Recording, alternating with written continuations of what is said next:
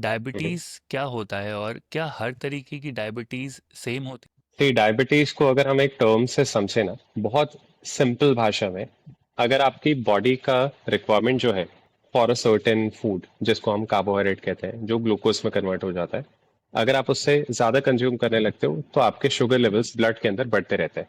मैं एक एग्जांपल से आपको बताता हूँ जो मैं यूजुअली क्लाइंट्स को देता हूँ। हमारे घर के ऊपर एक पानी का टैंक रखा होता है। जब वो ओवरफ्लो होना शुरू हो जाए तो हमें समझ आने लगता है कि या तो इसको अभी और फिल नहीं करना है या इसको यूज कर लेना है। अगर वो ओवरफ्लो होता जा रहा है, स्पिल ओवर होता जा रहा है, और हम उस पर ध्यान नहीं दे रहे, that is diabetes. So basically अगर आप एक्टिव नहीं है, over a course of time आपके एक्टिविटी लेवल कम हो गए, आप स्ट्रेस भी बहुत ले रहे हो, स्ट्रेस ईटिंग भी बहुत हो रही है, and over a course of time वो आपका इनटेक बढ़ता जा रहा है, बढ़ता जा रहा है, और आपके ब्लड के अंदर ग्लूकोज लेवल बढ़ते ही जा रहे हैं, this is where which activates to pre-diabetes and eventually it converts into diabetes.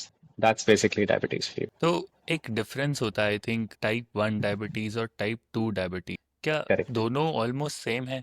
दोनों काफी डिफरेंट है देखा जाए तो डायबिटीज टाइप 1 इज बेसिकली जो आपको काफी हद तक बचपन से होता है। तो काफी ये लोगों से हम सुनते हैं कि I still remember I was in class 5 and there was a kid with me.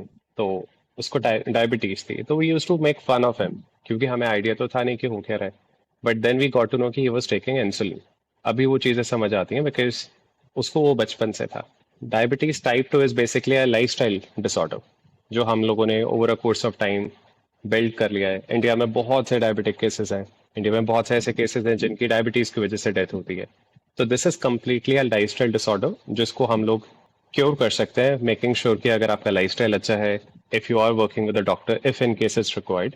But diabetes type 1 is basically more of a, I would say, by your birth. Type 2 is something which is more of a lifestyle disorder. सो थोड़ा सा हम type 2 के बारे में और बात करते हैं because it's a lifestyle disorder. तो अगर किसी को इफेक्टिवली मैनेज करना सीखना है टाइप 2 डायबिटीज़ को, तो उन लोगों के लिए एक्सरसाइज कितनी इंपॉर्टेंट होती है? सबसे पहले हम लोग ना दो टर्म्स के बारे में समझते हैं, which is insulin resistance and insulin sensitivity.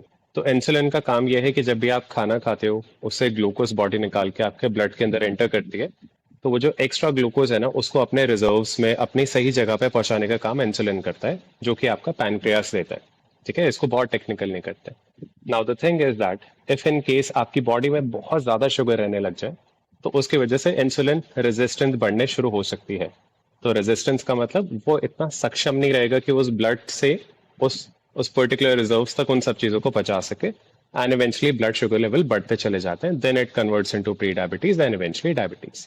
Insulin sensitivity on the other hand is basically उसका अच्छे से वर्क करना सिखाता है।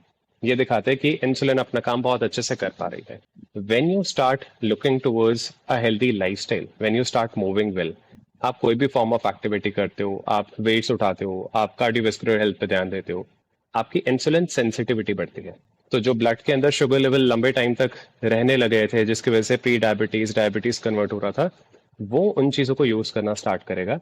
इवेंचुअली उससे आपका मेटाबॉलिक रेट बढ़ेगा, जिससे आप रेस्टिंग टाइम पे भी ज्यादा कैलोरीज बर्न करोगे, आपकी इम्यूनिटी बिल्ड होगी, आपकी स्ट्रेंथ, आपका स्टेमिना, आपका मूड, आपकी स्किन, ये सब चीजें बेटर होने लगती है। तो इवेंचुअली अगर आप देखो, लिफ्टिंग वेट्स और doing any form of activity, not just with in terms of diabetes but with the other things as well, वो आपको डेफिनेटली हेल्प करेगा।